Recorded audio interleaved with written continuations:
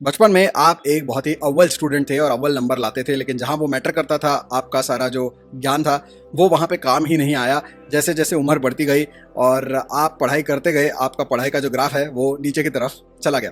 आपके घर वाले इंतज़ार कर रहे हैं कि कब आप सेटल होंगे और उसके बाद वो आपकी शादी करवाएंगे, लेकिन किसी वजह से आप सेटल हो ही नहीं पा रहे। आपकी सेटलमेंट जो है वो पोस्टपोन होती चली जा रही है और आपकी शादी जो है वो बिल्कुल भी नहीं हो पा रही है।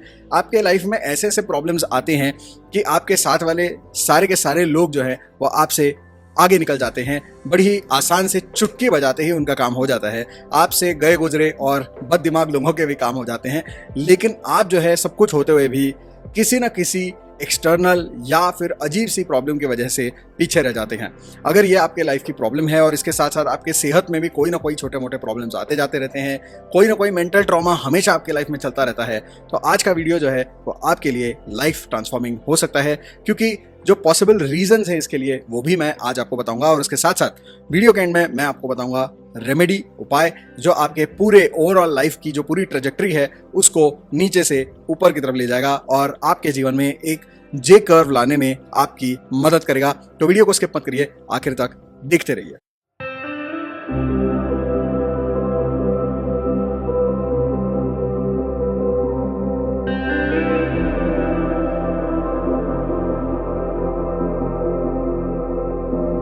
अगर आप अभी भी ये वीडियो देख रहे हैं, इसका मतलब जो भी लक्षण मैंने आपको बताए उनमें से कोई ना कोई लक्षण आपके साथ मैच हुआ है।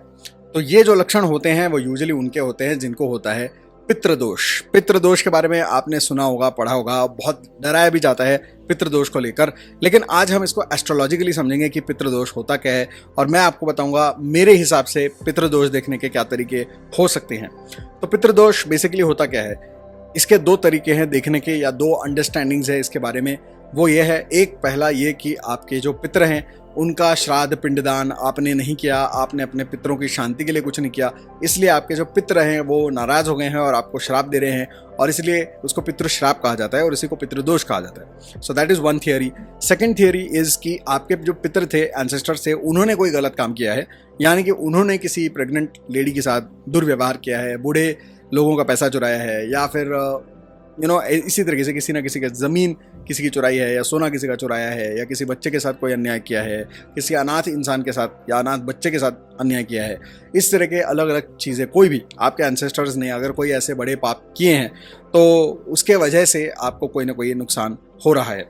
और उसमें और एक चीज़ होती है कि आपके एंसेस्टर्स में से किसी ने जो है मंदिर से पैसा चुराया है या घपला किया है, जो मंदिर का पैसा डोनेशन वगैरह होता है तो वहाँ से कोई घपला किया है, या उन्होंने जो है मंदिर से कोई छोटी मोटी चीज़ या कैश चोरी की है, या फिर उन्होंने किसी पुरोहित का अपमान किया है, किसी मंदिर का अपमान किया है, या किसी मंदिर को नुकसान पहुंचाया है, किसी देवी या देवता का अपमान किया है किसी तरीके से, या उन्होंने किसी जो है गुरु या ऋषि या ऐसे किसी इंसान का अपमान किया है। तो इन सारी चीज़ों की वजह से जो श्राप लगते हैं, पितरों को जो श्राप लगे हैं उसको भी पितृश्राप कहा जाता है। तो एक थियरी ये है कि पितरों के आपको लगे हुए श्राप हैं। दूसरी थियरी ये है कि पितरों को श्राप लगे हैं because they did something wrong, और फिर वो जो श्राप थे वो इतने बड़े थे कि उनको भी प्रॉब्लम हुई और आगे के जो 5, 6, 7 जनरेशन है उन सभी को प्रॉब्लम्स आ रहे हैं। तो कम से कम 3 पीढ़ियों तक चलता है पितृदोष अगर होता है तो, और ज़्यादा से ज़्यादा 7 पीढ़ियों तक चलता है, ऐसा कहा जाता है। अब एस्ट्रोलॉजिकली हमें इस चीज़ से कोई मतलब नहीं है कि पितरों का श्राप लग रहा है या पितरों का श्राप आप तक चल रहा है, इससे हमको कोई मतलब नहीं है। हमें ये पता करना है कि पितृदोष एस्ट्रोलॉजिकली है या नहीं है। अगर है तो उसका उपाय क्या है, और नहीं है तो उसको गोली मारो। इसके भी बहुत सारी अलग अलग थियरीज हैं। मैं आपको बताऊंगा मेरा version, because according to me that is what I have observed in maximum places, और बहुत सारे एस्ट्रोलॉजर्स इस मेथड को भी फॉलो करते हैं। तो सबसे पहले पितृस्थान कौन सा होता है, तो पितृस्थान होता है 9th हाउस। नवा घर जो है हमारी कुंडली का वो होता है पितृस्थान, हाउस ऑफ द एंसेस्टर्स। इसको धर्म स्थान भी कहा जाता है। कुछ एस्ट्रोलॉजर्स कहते हैं कि 6th हाउस जो होता है वो होता है पितृस्थान। उनका इसके पीछे का लॉजिक ये होता है कि आपके कुंडली का जो 10th हाउस है वो आपके पिताजी होते हैं। तो पिताजी के जो पिताजी हैं वो हम देखेंगे फ्रॉम हिज 10th हाउस, यानी कि फिर आपकी कुंडली का 6th या 7th हाउस हमको देखना पड़ेगा, क्योंकि कुछ लोग 9th हाउस को पिताजी का हाउस देखते हैं और कुछ लोग 10th हाउस पिताजी का हाउस देखते हैं। That's why they have arrived at 6th house, because उनको लगता है कि पिताजी के पिताजी जो है वो आपके 6th हाउस से देखे जाएंगे। लेकिन ये लॉजिक जो है वो गलत है, बिकॉज हम यहाँ पर एंसेस्टर्स की बात कर रहे हैं कलेक्टिवली, यानी हम सिर्फ एक एंसेस्टर की बात नहीं कर रहे, हम सारे के सारे एंसेस्टर्स की बात कर रहे हैं। तो यहाँ पर मैटरनल एंसेस्टर्स हैं, पैटर्नल एंसेस्टर्स हैं, उनके दादा दादी, नाना नानी, मासा मासी, फूफा फूफी, जितने भी हैं, चाचा चाची, सब कुछ, वो सारे के सारे एंसेस्टर्स हम वहाँ पे कंसिडर कर रहे हैं। तो उसके लिए जो हाउस है वो है 9th हाउस, ना कि 6th हाउस। तो ये पहले तो क्लियर हो जाना चाहिए। यहाँ पे पितृदोष के लिए हम सिर्फ देख रहे हैं, यहाँ पे पितृदोष के लिए हम सिर्फ 9th हाउस देखेंगे। अब जो 9th हाउस है ये पितृस्थान है। यहाँ पे अगर राहु, केतु, शनि या मंगल, कौन से, राहु, केतु, शनि या मंगल, अगर ये 4 प्लैनेट्स अगर यहाँ बैठे 9th हाउस में, तो आप समझिए कि आपको पितृदोष है ऑफ सम फॉर्म। नंबर 1।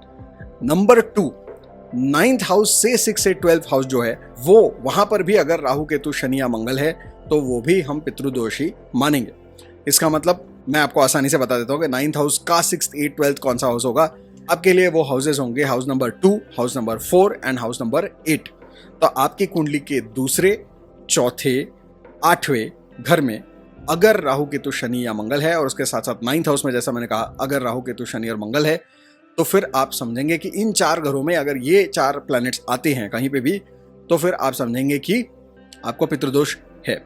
अगर यहाँ पर ये देखने को मिलता है कि इन 4 में से कोई 2 प्लैनेट साथ में बैठे हैं, यानी कि Saturn is with Rahu, Ketu और मार्स, या फिर Mars is sitting with Rahu, Ketu और सैटर्न, तो आप समझेंगे कि ये पितृदोष बहुत ही तीव्र है, यानी कि बहुत ही ज्यादा बड़े प्रॉब्लम्स यहाँ पर कुछ होने वाले हैं। तो ये पितृदोष का एक लक्षण होता है। उसके साथ साथ गुरु ग्रह को भी यहाँ पर देखा जा सकता है। अगर गुरु अकेला बैठा है इन हाउस नंबर 2, 4, 8 एंड 9, तो ये पितृदोष नहीं कहलाएगा। लेकिन अगर गुरु इन 4 प्लैनेट्स के साथ बैठा है, यानी कि राहु, केतु, शनि और मंगल के साथ में अगर गुरु बैठा है, तो हम बोलेंगे कि ये पितृदोष है। तो गुरु एक अलग कंडीशनल प्लैनेट है। Stand alone Guru does not give bad results, does not give pitradosh. Guru अगर अच्छे प्लैनेट्स के साथ बैठा है तो it does not give pitradosh. लेकिन अगर ये 4 प्लैनेट्स हैं उनके साथ बैठा है तो ये पितृदोष है। अब इनमें से जितने प्लैनेट्स एक साथ एक घर में बैठे होंगे उतना ज्यादा ये पितृदोष बड़ा है या तीव्र है, ऐसा आप समझ सकते हैं। ओके, तो ये है तरीका देखने का कि आपकी कुंडली में क्या लिखा है अबाउट पितृदोष। अब पितृदोष का मतलब क्या होगा फॉर यू, ये पितरों का क्या हुआ, पितरों को श्राप मिला नहीं मिला, उनका श्राप आपको है, ये सारी बेकार की चीज़ें हैं। क्योंकि ये श्राप हम कहाँ देखेंगे, कहाँ से क्वांटिफाई करेंगे, ये एक हमेशा एक वेग क्वेश्चन है, वेग थियरी है। तो इसमें हम ज़्यादा नहीं जाएंगे। हम ये अज्यूम करेंगे कि कुछ ना कुछ गलत हुआ है, या तो पितरों ने कुछ गलती की है या तो पितरों के साथ कुछ गलत हुआ है, देयर इज सम प्रॉब्लम। तो आपका जो एंसेस्ट्रल कर्मा है वो खराब हो गया है, एंड बिकॉज ऑफ दैट आप जितनी कोशिश कर रहे हैं लाइफ में उतना आपको रिजल्ट नहीं मिल पा रहा है। दैट्स ऑल, इतना ही आपको समझना है। और अब हमें ये देखना है कि इस एंसेस्ट्रल कर्मा को हम ठीक कैसे कर सकते हैं through our actions and through remedies. बस इतना अगर आप समझते हैं और कर देते हैं तो आपका प्रॉब्लम सॉल्व हो जाता है। तो यहाँ पे लक्षण क्या होते हैं? लक्षण वो होते हैं जो मैंने शुरुआत में बताया। एक तो कि आदमी सेटल नहीं होता, उसके मतलब वो एकेडमिकली अच्छा होता है, स्मार्ट होता है, लेकिन जब वो ग्रेजुएशन पोस्ट ग्रेजुएशन तक आता है तो वहाँ पे जाके उसकी जो है अचानक परफॉर्मेंस खराब हो जाती है। यानी आदमी जहाँ 9th तक क्लास में टॉप मारा है 10th में जाके फेल हो गया, या वो 11th तक टॉप मारा है 12th में फेल हो गया, या वो बाकी सब तो ठीक है लेकिन ग्रेजुएशन में ही फ्लंक हो गया, या वो जहाँ पोस्ट ग्रेजुएशन में फ्लंक हो गया। मतलब जहाँ इंपॉर्टेंट ईयर होता है वहीं पे ये लोग जाके फ्लंक हो जाते हैं, या तो कोई ना कोई इनके जो है प्रॉब्लम हो जाती है, कोई ब्रेकअप हो जाता है, या कोई बीमारी हो जाती है, कोई एक्सीडेंट हो जाता है, कोई ऐसी सिचुएशन आ जाती है कि ये लोग जो है important years of their life वहाँ पे जो है अचानक कुछ हो जाता है, दे आर एट लॉस। मतलब बाकी जो पूरा किया कराया है उनका, सारी मेहनत है वो सारी बेकार हो जाती है because of 1 bad year, 1 bad month और 1 बैड वीक। और फिर वहाँ से पूरी उनकी जो लाइफ की ट्रेजेक्टरी वो है डाउनवर्ड हो जाती है। मतलब जा रहा था आदमी ऐसे और अचानक से खत्म। तो मतलब ये जो है ये अक्सर इन लोगों के साथ होता है। नंबर 1। नंबर 2 इज़ कि ये लोग जो है सेटल नहीं होते लाइफ में। मतलब घर वाले परेशान कि भाई ये सेटल हो जाएगा, अच्छी जॉब मिलेगी, अच्छी जॉब मिलेगी, फिर हम शादी कराएंगे, अच्छा बिजनेस सेटल हो जाएगा, फिर हम शादी कराएंगे, ये हो वो हो।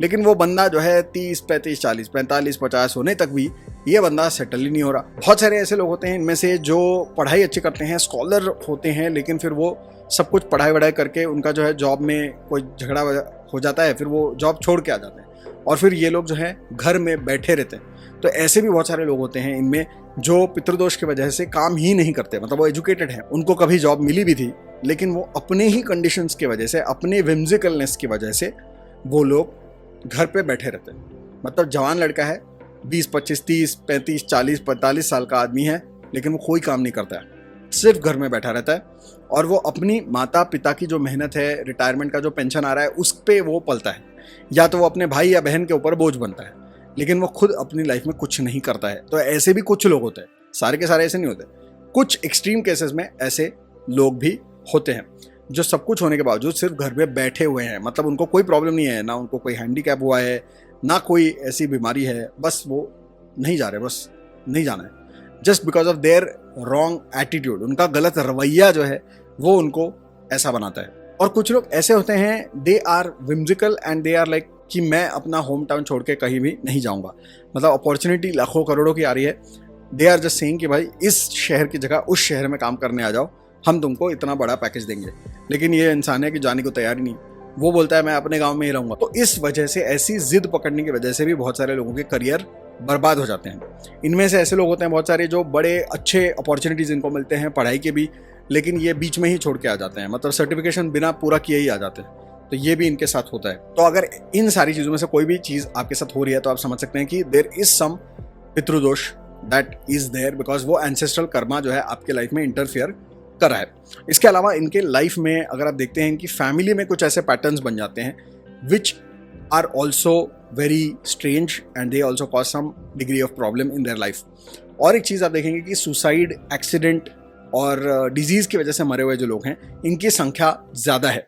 यानी कि आप देखेंगे कि जो चचेरा साइड है फैमिली का, तो वहाँ पर किसी ना किसी की मौत हो रही है। मतलब या तो पिताजी का भाई मर रहा है, या तो दादाजी का भाई मर रहा है, या तो आप देखेंगे कि ऐसी एक लाइन है कि जहाँ पर कोई ना कोई, मतलब उनके पूरे खानदान में अगर 2-3 भाई रहे हैं तो हर जनरेशन में कोई ना कोई एक भाई है जो अनैसर्गिक रूप से, यानी कि अननेचुरल डेथ में मरा है, यानी कि सुसाइड कर ली, या तो एक्सीडेंट में मर गया, या तो किसी बीमारी की वजह से मर गया।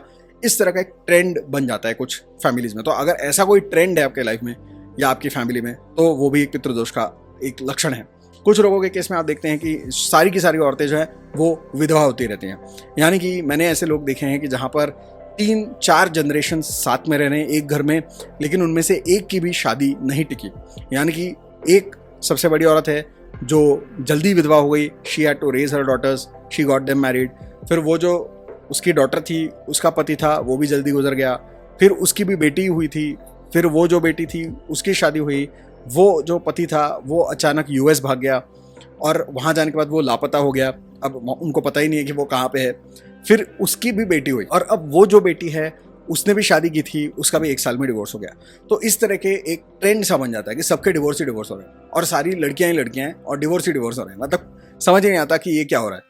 फिर इसके अलावा और एक ये भी होता है, मैंने देखा है कि जहाँ पर सारी जो माएँ हैं, मतलब आपकी माँ की माँ, उसकी माँ, mother of her mother and so on, grand mother, great grand mother, सब। तो इन सब में कोई एक कॉमन बीमारी नजर आती है, या तो इनके लाइफ में कोई एक कॉमन मिसहैप नजर आता है। यानी कि एक जैसी दुर्घटना उन सबके साथ घटी है, मम्मी के साथ भी, नानी के साथ भी, आपके जो है ग्रेट ग्रैंड मदर के साथ भी, ग्रेट ग्रेट ग्रैंड मदर के साथ भी, सबके साथ यही हो रहा है। तो this is too much of a coincidence. तो यहाँ पर भी आप समझ सकते हैं कि दिस इज सम कार्मिक थिंग, जो एंसेस्ट्रल कर्मा है वो खराब हो गया। And all these things lead to all the problems which I told you earlier, कि वो सारे प्रॉब्लम्स फिर आपके लाइफ में होते हैं। तो इसको अब हमें काउंटर कैसे करना है, because this is ancestral Karma. तो आपको एक तरफ से ये एंसेस्ट्रल कर्मा खत्म करने के लिए रेमेडीज करने होंगे, और दूसरी तरफ जो आपकी कुंडली है उसको ठीक करने के लिए भी रेमेडीज करने होंगे। तो इसको कैसे करेंगे, चलिए जानते हैं। तो सबसे पहली चीज़ तो ये है कि ट्रेडिशनली क्या करते हैं वो पहले मैं बता देता हूँ, उसके बाद बताता हूँ कि आप क्या कर सकते हैं।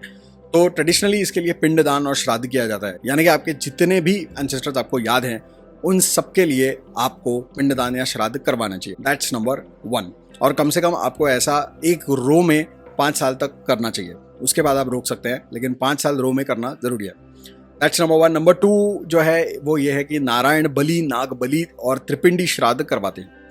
तो नारायण बलि, नाग बलि और त्रिपिंडी ये जो है ये महाराष्ट्र में त्र्यंबकेश्वर में होता है, फिर आई थिंक गया में होता है, और चेन्नई में एक जगह है वहाँ पर भी होता है।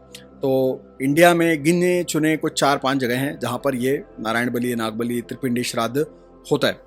तो नारायण बलि इसलिए करते हैं because Narayan is the father of all fathers, यानी कि नारायण से ही सारे जो मनुष्य हैं वो जन्मे हैं, ऐसा हम मानते हैं। इसलिए जो है नारायण की मूर्ति बनाकर प्रतीकात्मक रूप से उनका मृत्यु और उनके श्राद्ध का विधान वहाँ पर किया जाता है, उनके लिए पिंडदान किया जाता है। एंड देयर बाय ऐसा माना जाता है कि क्योंकि हमने नारायण को पिंडदान और श्राद्ध किया है तो हमारे जितने भी पितर हैं, एंसेस्टर्स हैं, जो हमको नहीं भी पता है, उनको भी हम पिंडदान और श्राद्ध कर रहे हैं।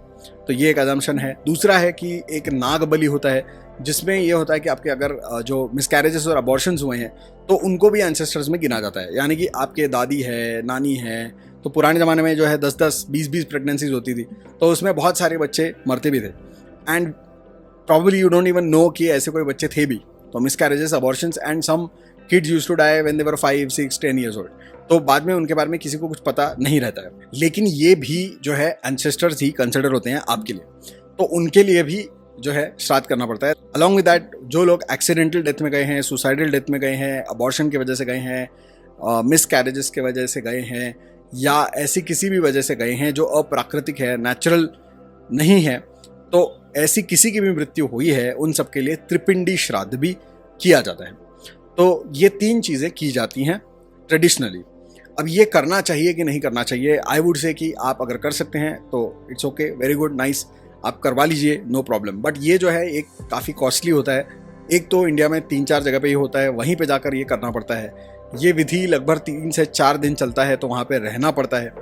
और क्योंकि ये विधि ऐसा है कि वो यूजुअली बल्क में किया जाता है, तो वहाँ पे 10-10, 20-20 लोग होते हैं और ये काफ़ी कॉस्टली होता है। तो वहाँ पे आपको जाना पड़ेगा और करना पड़ेगा, और आपके जो है 25-30 हज़ार तक खर्च हो सकते हैं। सस्ते में सस्ता भी करेंगे तो 10-15 हज़ार तो खर्च होने ही होने।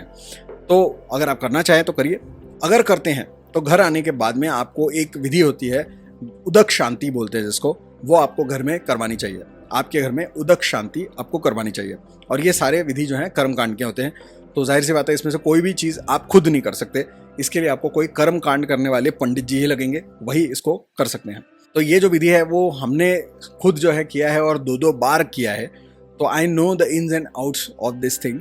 और मैं ये कहूँगा कि ये विधि करने के बाद में लगभग 18 महीने तक हमें पॉजिटिव रिजल्ट्स मिले, पहले बार भी और दूसरी बार भी। 18 महीने तक पॉजिटिव रिजल्ट्स मिले। 18 महीने के बाद में हमें ऐसे कोई खास पॉजिटिव रिजल्ट्स नहीं मिले। सो ये भी मैं आपको बताना चाहता हूँ। तो ये जो विधि है, ये आप अगर करवाना चाहें तो करवाइए, लेकिन इसकी एक ड्यूरेशन है। ये 12 महीने, 18 महीने तक ही काम करता है आपके लिए, उसके बाद में ये विशेष रूप से काम नहीं करता है। इसका रीज़न ये है कि आपके हॉरोस्कोप में जो आपके जन्म के वक्त प्लैनेट्स बैठ गए, सो बैठ गए, अब वो मृत्यु तक वहीं पर रहने वाले। तो आप अभी विधि करेंगे भी तो उसकी एक वैलिडिटी है, तभी तक वो चलेगा, उसकी एक एक्सपायरी है, तभी तक वो चलेगा, उसके बाद वो काम नहीं करेगा। सो इसको काउंटर करने के जो तरीके हैं वो भी परमानेंट होने चाहिए। सिर्फ विधि या पूजा करने से वो परमानेंटली नहीं जाएंगे। अब प्रैक्टिकली ये है कि आपको पितृदोष जिनका होता है, उनके, जैसा मैंने कहा कि वो खुद विम्सिकल होते हैं, तो उनको जो है अपनी सोच विचार पे बहुत कंट्रोल लाना पड़ेगा, बहुत रैशनली सोचना पड़ेगा, बहुत आपको कामली सोचना पड़ेगा, विनम्र होकर सोचना पड़ेगा। आपके लाइफ में जो प्रैक्टिकली आपको करना है वो करने पे आपको ध्यान देना पड़ेगा। नंबर 2, एक्सपोजर नहीं होता है ऐसे लोगों को। ऐसे लोग अक्सर अपने ही परिवार, अपने ही घर और अपने ही एक छोटे सर्कल में घूमते रहते हैं और इनका कोई एक्सपोजर नहीं होता।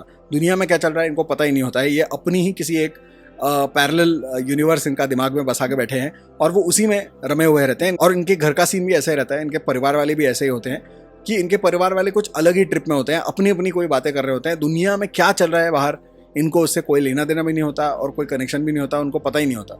ये अपनी अलग दुनिया बसा के बैठे हैं। तो एक्सपोजर की कमी होना जो है, this is also one of the reasons.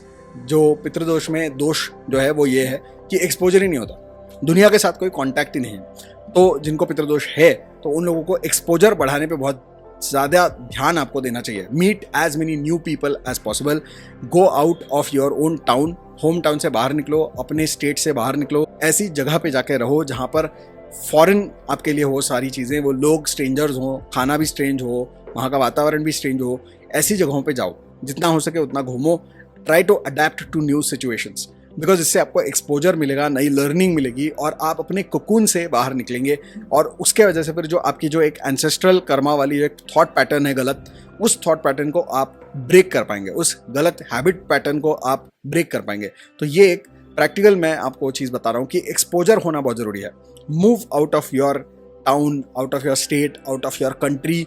जितना दूर हो सके जाओ, स्ट्रेंजर्स से मिलो, बातें करो, socialise, network, and that is how you will get ahead in your life. अगर आप अपने घर में अपने परिवार वालों के सुनते रहोगे, उनकी ही सुनते हुए अपने लाइफ में उसी चीज़ को रीगर्जिटेट करते रहोगे, तो अपने लाइफ में कभी भी आगे नहीं बढ़ोगे।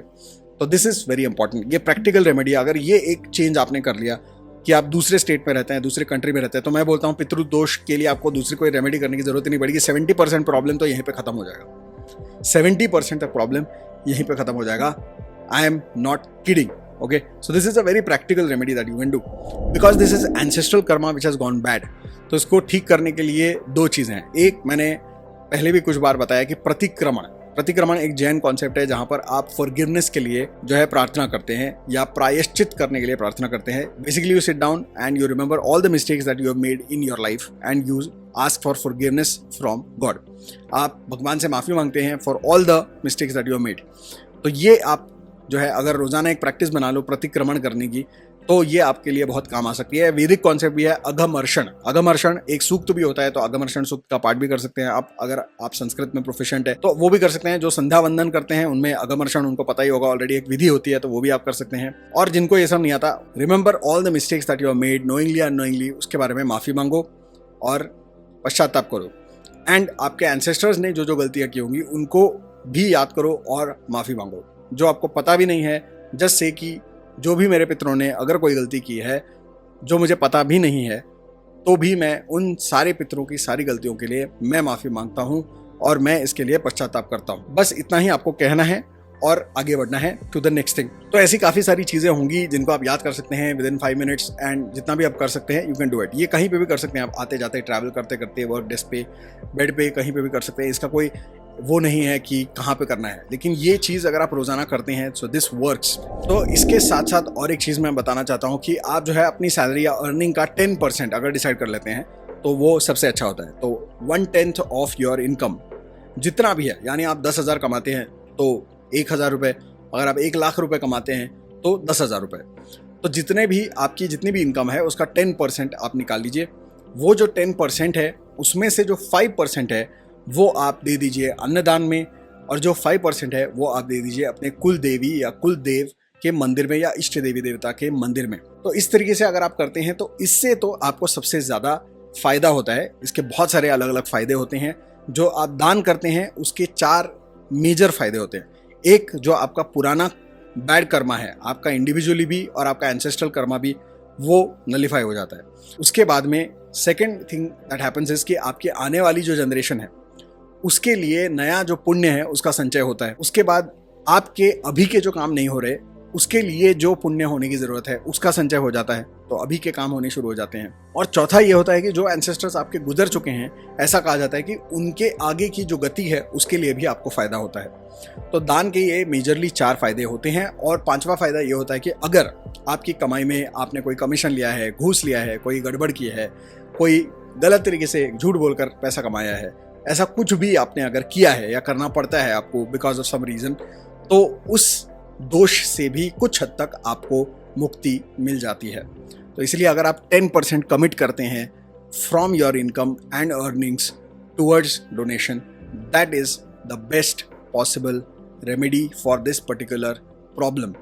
तो आप जितनी भी शांतियाँ मैंने कही पहले, वो सारी अगर आप नहीं भी करते हैं और केवल ये एक रेमेडी करते हैं कि आप अपनी कमाई का 10% आप डोनेट करते हैं और उसमें से 5% अन्नदान में और 5% आपके कुल देवी कुलदेव या इष्ट देवी देवता के मंदिर में आप अगर चढ़ावा चढ़ाते हैं, तो these donations are going to purify all your karma, ancestral karma, make room for your current problems, यानी उनको सॉल्व करने के लिए जो भी होना ज़रूरी है उसके लिए फ़ायदा होगा। एंड आपकी आने वाली जनरेशन यानी कि आपके बच्चे, उनके लिए एक लेगेसी आप अच्छी छोड़कर जाएंगे ताकि उनको जो है आगे पितृदोष वगैरह ना लगे, ना उनको सामना करना पड़े ऐसी चीज़ों का। तो this is the express way to get out of ancestral karma. So these are the remedies. I hope आपको समझ में आया होगा और इनमें से कोई ना कोई रेमेडी आप ज़रूर कर पाएंगे। श्राद्ध, पिंडदान, नारायण बलि, नागबलि, त्रिपिंडी श्राद्ध, ये भी है रेमेडीज। दूसरा, एक्सपोजर होना चाहिए, नए लोगों से मिलो, बातें करो, gate out of your house, gate out of your family, go out, learn what the world is all about. अपने सिटी, स्टेट या कंट्री से बाहर निकलने की कोशिश करो, बाहर जाके सेटल होने की कोशिश करो। तो ये हैं पहले remedies and the last and the most epic and the most important and the most dhasu remedy that was कि आपकी जितनी भी अर्निंग है, जितना भी इनकम है, सैलरी है, उसका 10% साइड में रखो, 5% ऑफ दैट डोनेट करो फॉर अन्नदान और 5% of that donate it for some temple. ये अगर आप करते हैं आपकी लाइफ सॉर्टेड है भाई साहब। अगर आप पेरेंट हैं और आपके बच्चे की कुंडली में ऐसे आपको योग नजर आ रहे हैं और उसको पितृदोष है, आपको नहीं है, तो इसका मतलब है कि अभी आपका जो एंसेस्ट्रल कर्मा और पितृदोष का प्रॉब्लम है वो एक अर्ली स्टेज में है। तो एज अ पेरेंट आप उनके नाम से भी अगर डोनेशन करना शुरू कर देते हैं, यानी कि आपके बच्चे के नाम से, तो भी आप बहुत जल्द उनको और उनके आगे जितने भी जो भी होने वाला है वो सारे प्रॉब्लम से आप उनको बचा सकते हैं, अपने आप को भी बचा सकते हैं। So this is one of the things that you can definitely do. और जो ये दान वाली बात मैंने बोली, इसमें कोई गलत बात या बुरी बात तो है नहीं। आप अपने ही टेम्पल में दे रहे हैं और आप गरीबों को खाना खिला रहे हैं, so there should be no objection in that. तो प्लीज़ डू दिस। ये करेंगे आपकी लाइफ सॉर्टेड है, पितृदोष से डरने की आपको ज़रूरत नहीं है। सो ये था आज का हमारा वीडियो। उम्मीद करता हूँ कि आपको आज का वीडियो पसंद आया होगा। Like this video, share this video, subscribe to my channel, press the bell icon and keep watching. Join my channel if you want to. Super thanks. आप अगर भेज सकें तो बहुत अच्छा है। And if you want to become member of my channel, you are most welcome. तो मिलते हैं अगले एपिसोड में। तब तक के लिए मे गॉड ब्लेस यू।